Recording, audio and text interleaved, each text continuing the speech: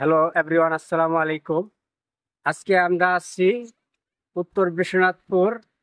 হ্যাঁ, বাউল শিল্পীর বাসায় আসছি।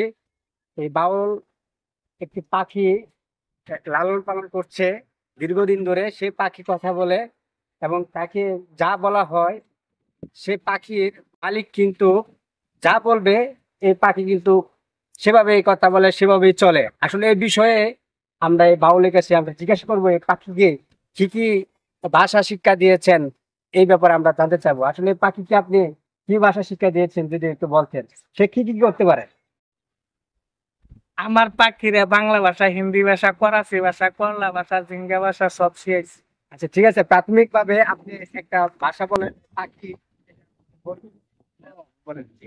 না,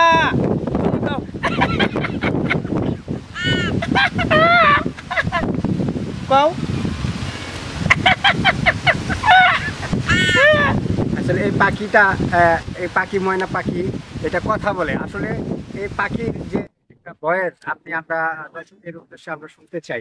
হ্যাঁ, সে মানে তাকে কি আপনি এই ভয়েস শিখিয়েছেন সেটা একটু যদি বলতেন।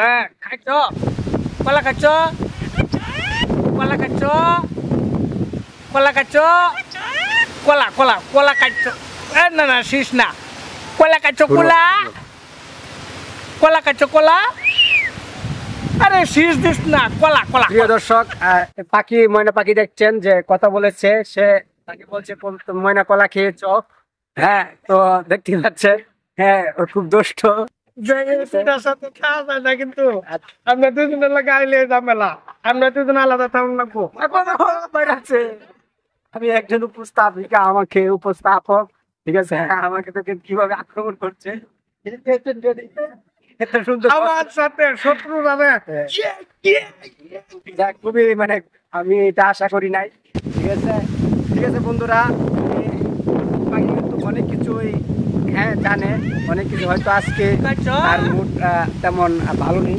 কিন্তু এই যে পাখিটা, এই যে এই বাউল শিল্পী যদি দূরে কোথাও যায়, এই পাখি কিন্তু উড়ে উড়ে যায়। এমন একটা দৃশ্য আমরা নেক্সট পার্টে আপনাদেরকে সুন্দর করে এবং গুছিয়ে আপনাদেরকে আমরা স্থাপিত করে আমরা সুন্দর করে দেখাবো। ভালো থাকবেন। আল্লাহ হাফেজ।